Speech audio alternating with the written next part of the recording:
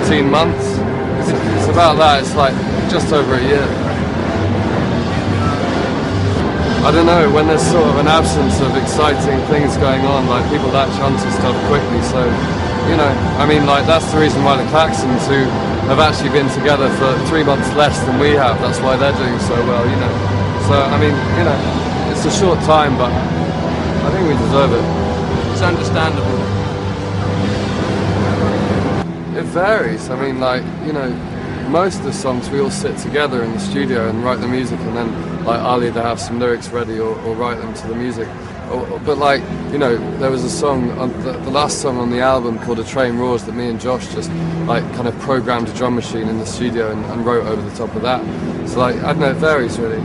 Generally it doesn't work unless all 5 of us are in the room. Even if like 4 of us in the room, we'll try and play and it won't work, and then 5th member comes in, it will slots into place. It's something I don't really want to question because it works, and works quite easily. All the songs come together quite quickly. I think it's unusual because most bands have one songwriter, but it's not really the case with us. Well, no, with the Automatic, I mean, like, the thing is, now we've been on tour with them, I'm really good friends with one of them, and like, you know, I mean, fuck it, their music's shit, but yeah. They don't really like our music, we don't really like theirs. You know, that's alright. I mean, they're really nice guys. Yeah, well, some of them are nice. Some of them are nice.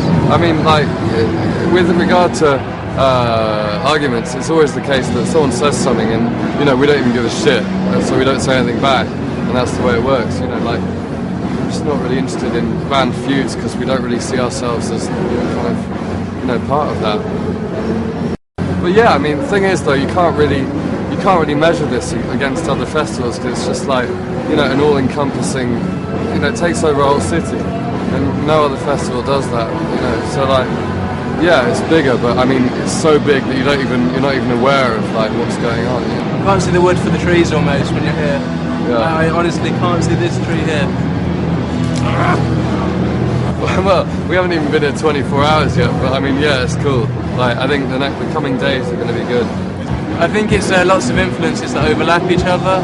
Me and Faris are perhaps more from a late 70s, early 80s background of post-punk and no wave, where the rest of the guys are probably more focused on garage and psychedelia from the 60s onwards, and but everyone's into a lot of music and it all does seem to overlap quite generally, and that's probably why it works.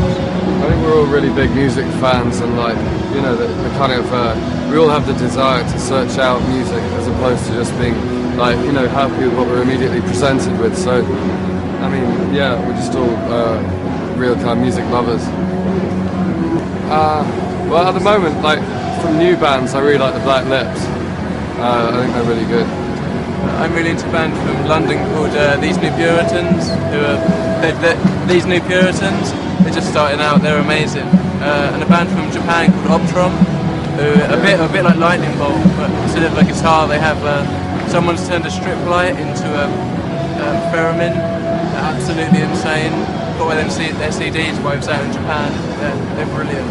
We played with The Favourite Sons, The Films, Scanners. We mainly played like showcases out here, so yeah, we end up not playing gigs so much, but playing on like a long list of bands. We haven't been on tour here with like a band that we've picked to be with or, you know, support or whatever. I think touring with the Claxons would be good. I mean, but then like if you pick like a bigger band, then maybe someone like, I don't know, The Rapture, I think it'd be cool. Yeah, it'd be really good. Yeah, it'd be really good. Yeah.